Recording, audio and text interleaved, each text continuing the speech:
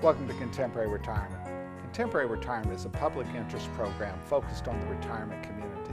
Every program has segments on legal, financial, and health issues affecting the retirement community. Contemporary Retirement is sponsored in part by a major grant from the Family Heritage Trust Company. Contemporary Retirement is sponsored by Family Heritage Trust Company. The Family Heritage Trust Company is an independent bank chartered trust company established by local professionals to provide fiduciary services including fee-based investment advice, trust services, retirement planning, and tax planning. The Family Heritage Trust Company is committed to client service in our communities. For more information, call the Family Heritage Trust Company at 301-631-5900. Contemporary Retirement is sponsored in part by a grant from R. Thomas Murphy & Associates, P.C. R. Thomas Murphy & Associates is one of Franklin County's leading law firms, emphasizing estate, trust, elder law, and medical assistance planning. Welcome to the Is It Legal feature on Contemporary Retirement. This segment focuses on various legal issues which are of importance to the retirement community. With me today is Tom Murphy from the R. Thomas Murphy Law Firm with offices in Waynesboro, Chambersburg, and McConnellsburg. Welcome to the show, Tom. Good morning. Tom, we've been doing a sequence on a major problem that we're having in that healthcare facilities are telling people that they can do these Medicaid applications for them. They will do it for free, and the clients are actually believing that this is in their best interest. Right, and you see it all the time, and the reality is it's not free because they are basically going to cost you a significant amount of money as you spend it unnecessarily. And so there are better options than that. You need to seek counsel so that you can protect yourself. Well, you know, we always talk about two types of cases. We first of all talk about married couple cases. The law is absolutely intended to protect a married couple. Now, people don't believe that, but it's absolutely intended to protect that healthy spouse. Right. So if you're talking to a facility and a facility is telling you you must spend down your money, they're speaking in direct contravention of what the law intends. Right, and they're forgetting to tell you the whole story. They're not lying to you, but they're not telling you what the federal and state rules say, that the most or all the assets are protected. You just have to do things properly. And unfortunately, the way people tend to have their assets, they're set up for failure, and that's part of our role as elder law attorneys. You know, you're sitting with $200,000, $100,000 is automatically protected. With proper planning, you can protect the other 100, meaning you can protect the entire 200,000. Yet you're sitting there talking to a facility, they're telling you you must spend down that 100,000, which is in direct contravention of the law. The law is intended that you can protect the entire 200, but you have to jump through some hoops in order to be able to do that. Right, and you run into an adversarial situation in doing that because even though the rules are there, the state knows, the feds know, the state will oftentimes fight you. So you have to structure it properly and do things in sequence to make sure that you are following rules so you are protected. Well, unfortunately, the institution knows that they're being reimbursed at your private pay rate versus the Medicaid rate, and they're making money off of your failure to get appropriate advice. Well, they immediately flop out on the table, well, that attorney will be expensive, as if their cost in the nursing home is not expensive. It's just a total disconnect. And the fact of the matter is we would sit and talk with that client about potentially saving $100,000. Well, obviously, you know, our fees are dwarfed by the amount of savings that would occur. And it comes back to something we say every day. We're in business to add value. We're not in business to charge fees. Well, exactly. We charge a fee where we do something that's appropriate and it will actually add value to that family. But in some small cases, there's no reason to do something. Life expectancies or things like that don't justify it. And so we'll explain that.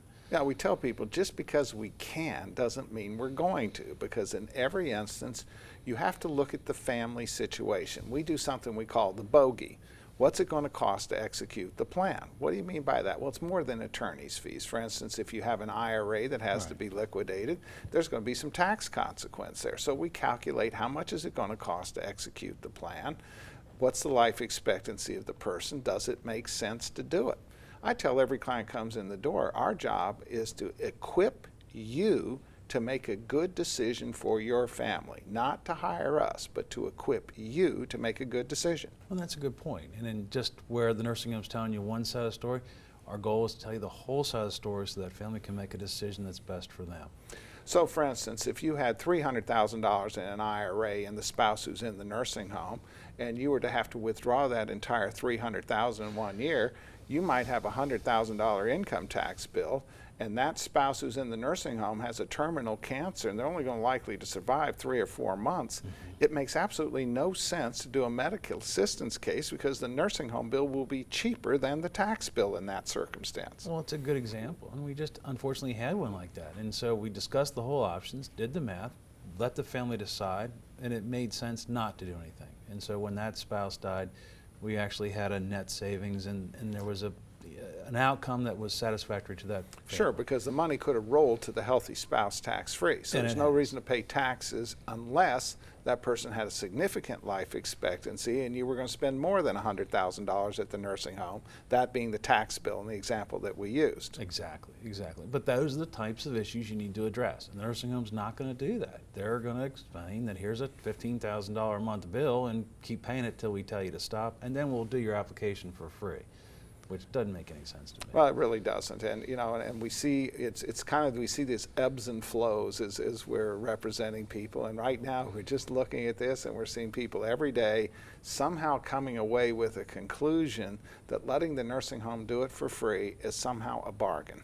Right, and so I think people need to know that, and they need to tell their friends and family so that they don't get bitten by this problem. Well, part of the scare tactics that they use is to say if you go see Day or Murphy, you're going to have to pay a huge fee to even walk in the door, which is just simply not true. You know, we're going to sit down, we're going to bill you for exactly what we did, and we're going to make a decision then whether or not it makes any sense to go further. And if it does make sense, you know, it's going to be a fully disclosed conversation. It's not like you write some huge check just for the privilege of walking through the door. No, you're not going to experience that, but you ought to at least figure out what your rights, options, and choices are, and then you can go from there. And the reality is any time that you're relying on an agency who's really not qualified to do any sort of sophisticated planning, which even the nursing homes who are cooperative and try to help families are still not qualified to do that sort of stuff. It's an adversarial legal environment with the state, and that means a qualified elder law attorney. Yeah, if you run the gamut without it, you run the risk of spending a heck of a lot of money unnecessarily, and a lot more than if you had talked to qualified counsel. Tom, as always, thanks for taking time to appear on the program. You're welcome.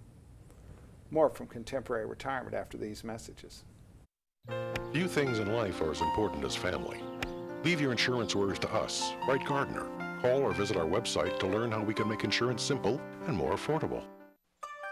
Every life that meets its end leaves a heart for love to mend. Sister, brother, family, friends are left to carry on. When a loss seems more than you can bear, it's nice to know that we'll be there at Douglas A. Fiery Funeral Home. We care.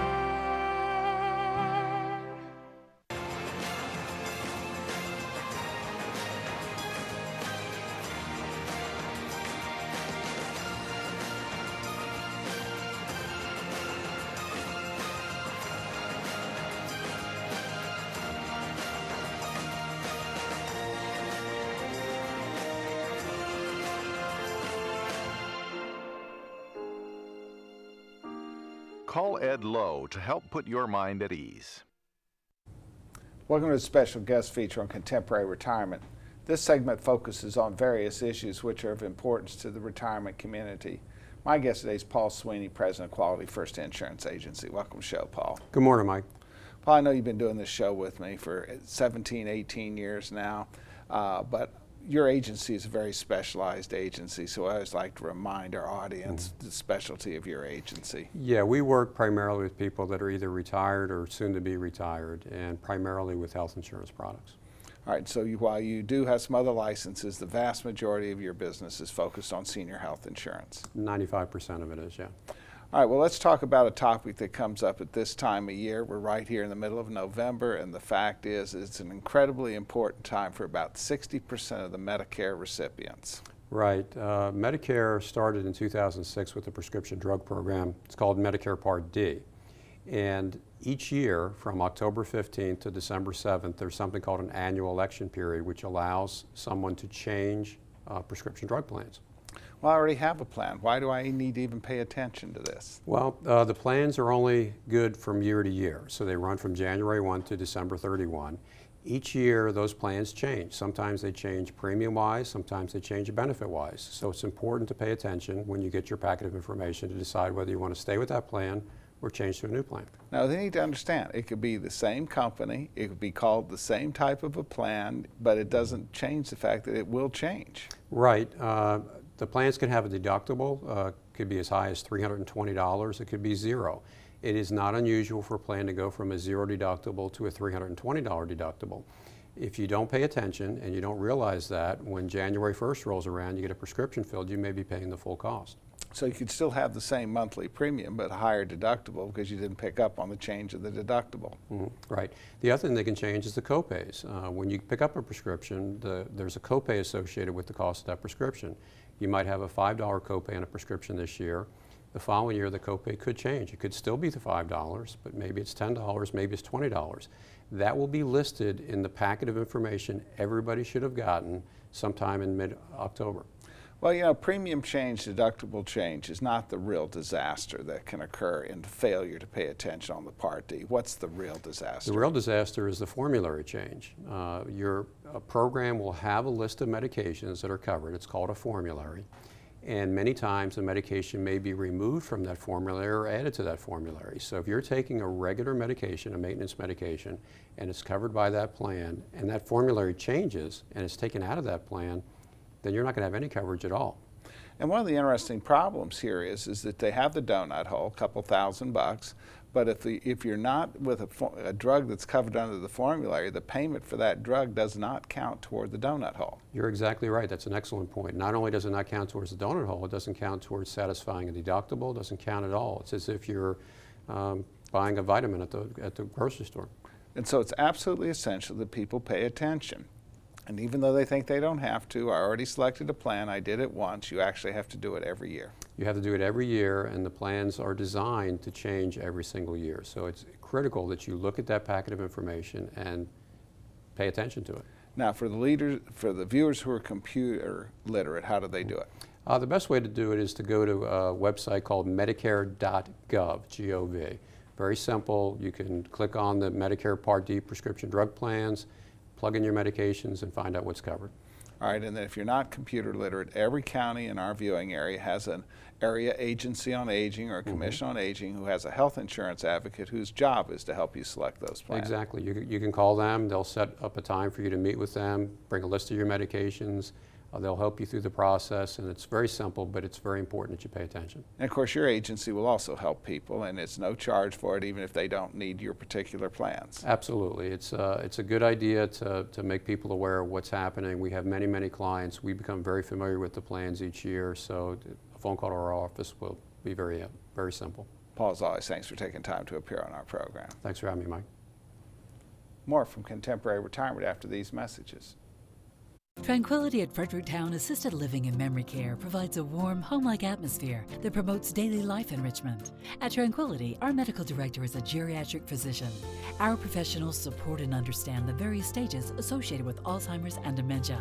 We have on-site physical, occupational, and speech therapists, as well as around-the-clock licensed nurses. For more information, give Tranquility at Fredericktown a call today, because everyone deserves great care.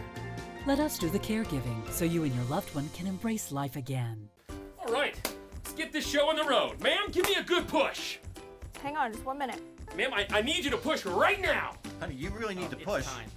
Just hold on a minute. No, right now. One push, ma'am. One push. Just one more bid on HurleyAuctions.com. If you haven't visited HurleyAuctions.com, you don't know what you're missing. Whether you're buying or selling, antique cars, tractors, boats, or real estate, you can do it all at HurleyAuctions.com. Get to know Dr. Carrie Hesley at Diagnostic Imaging Services. What I find most rewarding is caring for women through our Women's Imaging Center. We have a caring staff that will ease patients through an ultrasound, bone densitometry, breast biopsy, or mammogram. Our health team is sensitive to emotions involved in women's imaging and understands that every woman is at risk for breast cancer. Providing the community with a center that is so dedicated to breast health and the imaging needs of women is something special. DIS Women's Imaging Center, providing women with progressive care. Welcome to Contemporary Health Scene. Contemporary Health Scene focuses on the health issues affecting the retirement community.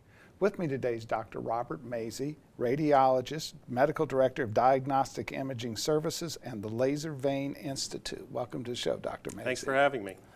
You know, when we think of radiology, we tend to only think in terms of imaging, but obviously that your practice has grown to provide a lot of other medical services beyond just imaging. The imaging helps us see the areas that need to be treated, and so one supports the other. And Joe, as we look at this, I've heard of a disease called venous disease. You know, I assume it has not planetary in its relevance. What does it mean? Well, millions of people have veins that just don't work. They don't bring the blood back to the heart the way they're supposed to, and that can lead to an assortment of problems. So when we think of the circulatory system, the heart's pushing out against the arteries, and then the blood is returned through the veins. Is That's that right, correct? yes. All right, now when we think in terms of vein disease, I know that you see a lot of different images regarding, you know, different types of things occurring, whether it be legs or other parts of the body. In fact, we're going to have Director Greg pull up some pictures here. But, you know, how does the vein actually work? What does it do? Well, the vein is just a tube that allows the blood to flow from the tissues back to the heart, and it has valves along the way that keep the blood from going in the wrong direction. So as we're walking, that blood is going uphill then, in essence, so some mechanism has to be done to push it back up to heart level then. Well, that's true, and that's done mostly by the muscles and just the motion of the movement in the body. All right, so if we have vein disease, rather, you know, oftentimes, how is it manifested? Well, the easiest sign to see is just bulging veins under the skin. It's commonly referred to as varicose veins. Varicose veins, yes. But some patients don't have visible varicose veins, but they can have pain, they can have swelling in the leg, and in the worst case, ulcerations. All right, now this is a treatment modem that you use here. So right now, I guess what they are taking pictures of the circumstances there? Yes, we use ultrasound. That's how we visualize the veins and test their competence and look for the problem areas. All right, and so, you know, in terms of looking at it on a physical side, we'll show an image here in a minute. It shows those bulging veins. Now, in the past, here's an example here. Where are we talking about? Well, there's a lot of varicose veins in that patient, and when you see that, you could almost guarantee that blood is flowing the wrong direction in the veins, and until the vein is eliminated, that won't go away. All right, and so if a person were to receive treatment, we showed a laser there a little bit earlier. What does the laser do? Well, the laser heats up the inside of the abnormal vein, causing it to close. And so what we have here is a before and after. So this is the same patient after having received treatment? Same patient after treatment, yes. All right, so when we looked at those bulging veins, I think everybody would agree they don't look too good, and nobody really likes that. But that's not the only therapeutic reason for treating them. The main issue is to get rid of symptoms. Most patients who have veins like that have pain or swelling or itching, burning. All right, and then of course I can't imagine it can't be good to have blood sitting there in a sac not going up. No, those veins can rupture. Occasionally they bleed, and they can also cause discoloration in the skin.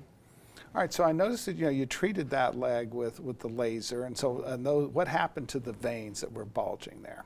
Well, the veins will close, and when they're no longer flowing, the body will eventually, over months, just reabsorb the veins. And then what happens to the blood that was going through those veins? The blood will find healthier veins, usually deeper within the muscle, and they'll take over transporting the blood. So the body just adjusts for the fact that that vein is not there. Fortunately, we have many, many different pathways for the blood to go. Now, one of the traditional treatments was to use some sort of a pressure sock style mechanism. What would that have accomplished? Well, compression stockings is still a good way to relieve symptoms without any treatment. However, most people don't find that acceptable to wear that forever. And then, of course, in the old days, we used to hear something called vein stripping. Yeah, thankfully, vein stripping is very rare today because it causes a lot of pain, and patients have to take a lot of time off to recover. And then, of course, this here, that patient that we saw that you treated there, did they go home almost immediately? Yeah, laser treatment generally takes less than an hour. Patients go home. There's no anesthesia involved, and they can walk around and resume normal activities the following day. So how do they find out more about this? Well, they can call our office or look us up online at lasermyveins.com. Or the Laser Vein Institute. Where's Yes. your principal office in Hagerstown? Yes, our office is in the Robinwood Professional Center. Dr. Mazio, thank you for taking time to appear on our program. Thank you very much. Thanks for having me. More from Contemporary Retirement after these messages. People don't realize it takes a lot to care for a family member in your home. John's dad was very headstrong, so I think that was a lot for him to get over and try to come to terms with that he had terminal illness. I would recommend everybody to get hospice involved at the get-go. When you first learn about it, get it set up. It's going to make it, I mean, it's terrible what you're going through already, but it's going to make it easier for you in the long run because we couldn't have done it without them. Call Hospice today. Hospice of Washington County, when time matters most. I have wanted to be a teacher ever since first grade. Without the Mary and Ruth Smith Scholarship, I would not be successful as a growing adult.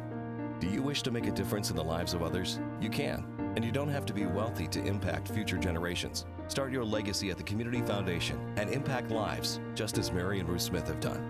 Thank you to the Community Foundation for believing in me and providing me the opportunity to become successful with my goals. Albright Crumbacker Mal and Itel are a full-service firm that provides elder care services including managing incoming bills, bill payment, depositing checks, balancing bank statements, and preparing, planning, and filing personal tax returns. Put your mind at ease and call us today. Welcome to the Making Sense feature on Contemporary Retirement. This segment focuses on various financial issues affecting the retirement community. My guest today is Pete Alexander, a partner in the regional accounting firm of Albright Crumbacker Mal and Itel with offices in Hagerstown and Martinsburg. Welcome to the show, Pete. Great to be here, Mike. Pete, we talked a little bit last week about capital gains. Now let's just use an example here where somebody paid $15,000 for a stock. That stock is now worth $25,000.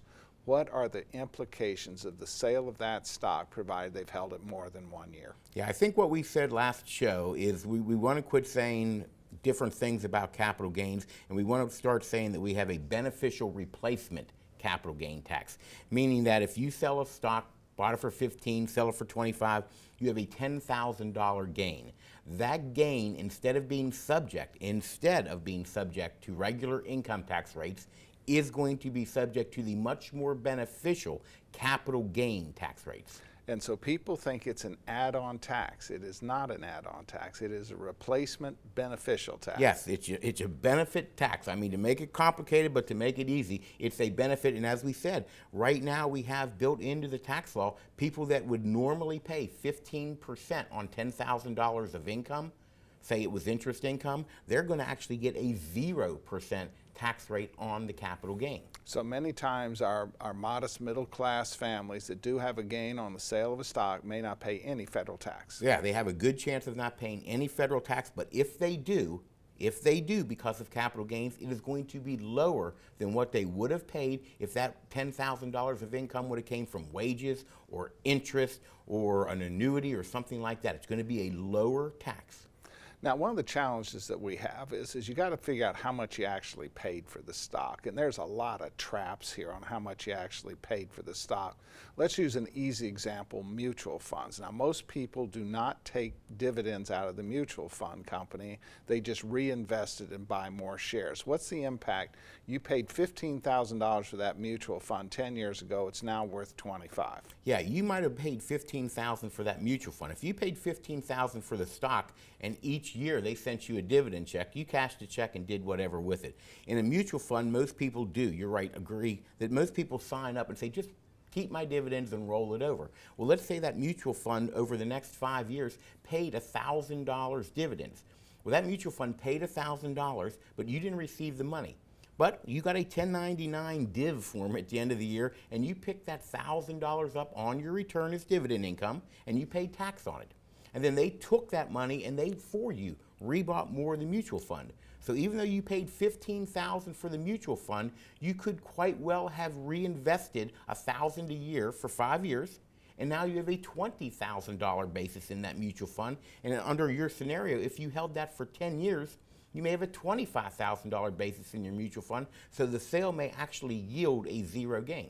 Now let's recap what we're talking about. $15,000 purchase of mutual funds, paying $1,000 a year out in gain for 10 years. Because you didn't take the money and reinvested it, but you paid taxes on that reinvested dollars, you're treated as if you paid $25,000 for it, and you actually have no gain on the sale. Right, and brokerage houses are great. They're tracking this for you, but most people are sitting back and they're thinking, I don't want that mutual fund for whatever reason, but they don't want to cash it because they think they have a gain. They look at their statement and they see it's worth 25. And you don't have a choice. When that dividend is paid out, even if you don't take it, you are paying tax on it. And if you don't pay tax on it, you're getting hate mail from the IRS. So don't think, oh, I don't have that extra $10,000 basis because I didn't elect to pay tax. No, you paid tax. You could not have gotten out of paying tax on that dividend. Because, by the way, the mutual fund told the IRS we gave you that money. Electronically sent it off to them. It sent you paper. And like I said, that's something the IRS tracks. Is whether you paid the tax. So you paid the tax, and like I said, your broker will know your basis of that mutual fund. You just have to give them a call and ask them, if I sell this, what is my gain on that? They'll be able to tell you. But you're right, most people out there with mutual funds, they only think about what they initially paid, and therefore they may be hanging on to a mutual fund that they actually hate, but they don't want to pay tax because they hate taxes more. Well, and then of course they also think it's going to be ordinary income tax, and most of the time the sale of that mutual fund is not going to be ordinary income tax. It's going to be capital gains. Yeah, the sale of the mutual fund will most likely be capital gains, and you're right, they either think it's going to be ordinary, or as we started the show, they think they're going to pay ordinary plus this vicious capital gain tax. In reality, they probably don't have that much of a gain. 2, they're not going to pay ordinary. 3, they're going to pay capital gain, which is a beneficial because it's a lower rate in every scenario. And many of our viewers are in the 15% tax bracket, which may mean they may not pay any taxes on the sale of Right, that. which means they could quite well get 0. Now, your state that doesn't, most states in our local area, including Maryland, West Virginia, Virginia, PA, they offer no special rates on capital gain. They will charge you just like it's ordinary income. But speaking of the federal, as we started the show again, 15% bracket, if you're in that, you're getting 0% on your capital gains. Pete, as always, thanks for taking time to appear on our program. Great to be here, Mike. Thank you from Contemporary Retirement. Remember a more carefree time?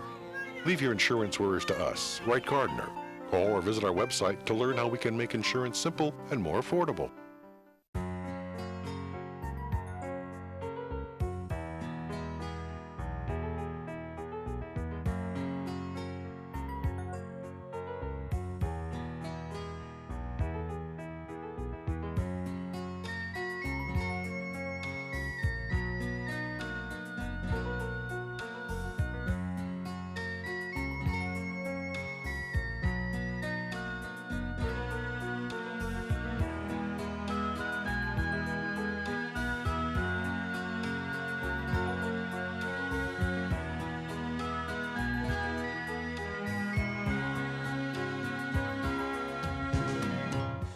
These days, it seems like everything's online, and filling out claim forms and receiving and paying bills online isn't always easiest. That's why we at Quality First Insurance encourage you to just give us a call. Let us help.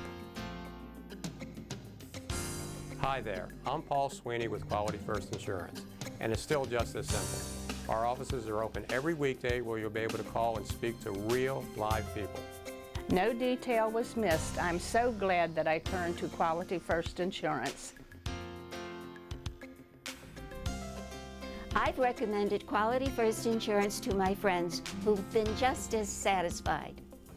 If you're not happy with what you're paying for Medigap, or more importantly, not happy with your service, give us a try. We're locally owned, and we take the time to provide you with the best. We are Quality First Insurance, and our mission is to provide quality products to quality people. Pick up the phone and give us a call today at 800-745-1411.